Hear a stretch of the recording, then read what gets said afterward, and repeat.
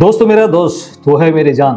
ఇది మాత్రం ట్రంప్ మోడీ విషయంలో నిజం అయిందా అంటే ఖచ్చితంగా అయిందని చెప్పాలి. ఏకంగా ఎడాపెడా భారతదేశంపై ఆంక్షలు విధిస్తూ టారిఫ్ పేరుతో అధిక పన్నులు వసూలు చేసినటువంటి ట్రంప్కు మోడీ సర్కార్ జై కొట్టింది అంటే మరి మోడీ ట్రంప్ యొక్క బంధం ఏమిటో మరి అర్థం చేసుకోవచ్చు. ఎన్నటి వరకు అటు చైనాతోనూ ఇటు రష్యాతోనూ స్నేహపూర్వకంగా ఉన్నటువంటి మోడీ సర్కార్ ఇప్పుడు ఉన్నట్టుండి ట్రంప్కు జై కొట్టడం కారణం మరి ఆంక్షల విధింపే అని చెప్పుకోవచ్చు. ఉక్రెయిన్ రష్యాకు సంబంధించినటువంటి యుద్ధ విషయంలో ఈ యొక్క భారతదేశం రష్యా నుంచి చమురు కొనుగోలు చేయడమే ప్రధాన కారణమని యూరోపియన్ యూనియన్తో పాటుగా మరి అమెరికా అధ్యక్షుడు ట్రంప్ సైతం మరి ఆరోపిస్తున్న విషయం తెలిసిందే. ఈ నేపథ్యంలో ఇటీవల ట్రంప్ భారతదేశాన్ని తన దారి తెచ్చుకోవడానికి ఆంక్షల కొరడ జోడించారు. ఆంక్షలు విధిస్తామని, భారీ ఎత్తున 100% సుంకాలు విధిస్తామని ఇప్పటికే అనేక రంగాలపై ట్రంప్ ప్రభావం కనిపిస్తుంది. టారిఫ్ల ప్రభావం మరి పరిశ్రమలపై పెనుఘాతంగా మారింది. మరి అలాగే అనేక రంగాలపై తీవ్రంగా ఇబ్బందులు పడే పరిస్థితి నెలకొంది. అయినప్పటికీ మోడీ సర్కారు నిన్నకుండిపోయింది. ఎన్నోసార్లు ఆపరేషన్ సింధూర్ సమయంలో మరి భారత్ పాక్ల మధ్య యుద్ధాన్ని ఆపానని దాదాపుగా 40 సార్లపై ట్రంప్ చెప్తున్నప్పటికీ మోడీ ఏమాత్రం పట్టించుకోవట్లేదు. అంటే మోడీ యొక్క విధానం మోడీ ట్రంప్ను వ్యతిరేకించే భావంలో ఉన్నారని, అందుకే మోడీ అలా చేస్తున్నారని, మోడీ ధైర్యాన్ని మెచ్చుకోవాల్సిందన్న విషయాన్ని చాలామంది భారతీయులు అంధభక్తులు మరి అదేవిధంగా విశ్వసించారు. కానీ ఇప్పుడు మాత్రం డామిట్ కథ అడ్డం తిరిగిందా అంటే కథ అడ్డం తిరగలేదు. ట్రంప్ సర్కార్కు మోడీ సర్కార్ ఇప్పుడు జై కొట్టడమే అతిపెద్ద చర్చనీయాంశమైంది. మరి నిన్న అక్టోబర్ 22వ తేదీన మరి రష్యా నుంచి ఆయిల్ కొనుగోలు నిలపకపోతే ఆంక్షలను మరింత రెట్టింపు చేస్తామని హెచ్చరించడంతో మోడీ సర్కారు ట్రంప్ సర్కార్కు జీ హుజూర్ అన్నట్టుగా వచ్చిందా అనే విషయాన్ని ఇప్పుడు వెలుగులోకి వస్తున్నాయి. ఎందుకు చెప్తున్నామంటే అమెరికా అధ్యక్షుడు డొనాల్డ్ ట్రంప్ మరి ఆంక్షలకు సంబంధించిన విషయంలో మన బీజేపీ సర్కార్ తల వగ్గించడానికి ఉదాహరణ మరి రష్యా నుంచి ఆయిల్ కొనుగోలను భారీ మొత్తంలో తగ్గించడమే ఇందుకు ప్రధాన కారణంగా వినిపిస్తుంది.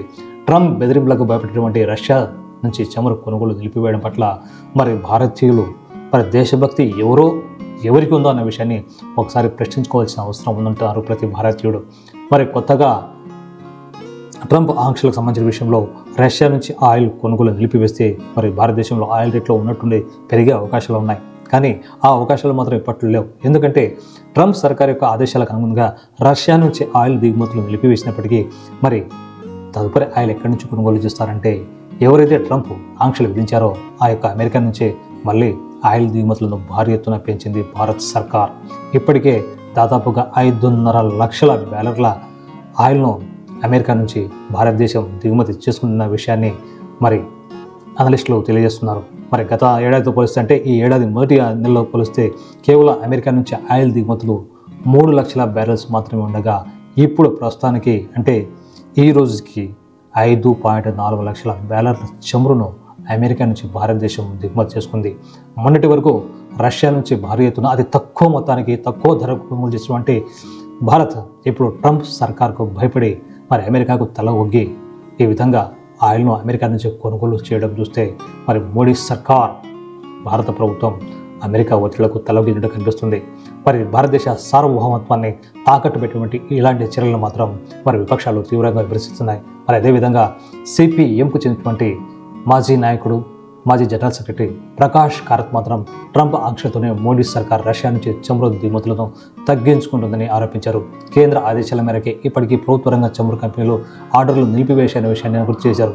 ప్రైవేట్ రంగంలోనే రిలయన్స్ కూడా కొనుగోలు నిలిపివేసినట్టు ప్రకటించాడు. అంటే ఇది దేశ సార్వభౌమత్వాన్ని మోడీ సర్కార్ యుఎస్కు తాకట్టు పెట్టిందన్న విషయం పట్ల తీవ్ర ఆందోళన వ్యక్తం చేశారు సిపిఎం సీనియర్ నేత మాజీ జనరల్ సెక్రటరీ ప్రకాష్ కారత్. ఇప్పటికే భారతదేశానికి సంబంధించినటువంటి విషయంలో రష్యా సంస్థలైన రార్నెస్ట్, లుకాయిల్తో పాటు వాటి అనుబంధ సంస్థల నుంచి అమెరికా కంపెనీలు మరి ఇతర వ్యక్తులు ఎవరు కూడా ఆయిల్ కొనకుండా మరి అమెరికా నిషేధం విధించింది. ఈ నిషేధాన్ని ఎదిరించాల్సినటువంటి భారతదేశం ఖచ్చితం ఆ యొక్క ట్రంప్ సర్కార్ యొక్క టారిఫ్కు తల వంచి మరి రష్యా నుంచి దిగుమతులను నిలిపివేయడం రాబోయే రోజుల్లో మరి భారతీయ చమురు సంస్థలకు ఆయిల్ కంపెనీలకు తీవ్ర నష్టం కలగకపోయినా ఆ నష్టాన్ని ప్రజలపై భారం వేసే అవకాశం మాత్రం స్పష్టంగా కనిపిస్తుంది. ఎందుకంటే మోడీ తన అనుంగు మిత్రులకు అదానీ అంబానీలకు మరి వండి పెట్టడం మనం చూస్తూనే ఉన్నాం. అదేవిధంగా ఇతర దేశాల నుంచి భారతదేశానికి ఆయిల్ దిగుమతులు తగ్గితే మరి ఆయిల్ దిగుమతి సంబంధించిన లోటును మరి ప్రజలపైన భారం వేసే అవకాశం ఉందంటారు సిపిఐ సిపిఎం నేతలు. మరి ఇప్పటికైనా సరే భారత ప్రభుత్వం మోడీ సర్కార్ యొక్క విధానాలను వ్యతిరేకించాల్సిన అవసరం ఉంది. అయినప్పటికీ ట్రంప్ సర్కార్కు మరి బీజేపీ వంత పాడడం ఎందుకన్న విషయాన్ని భారత ప్రజలు ప్రశ్నిస్తున్నారు.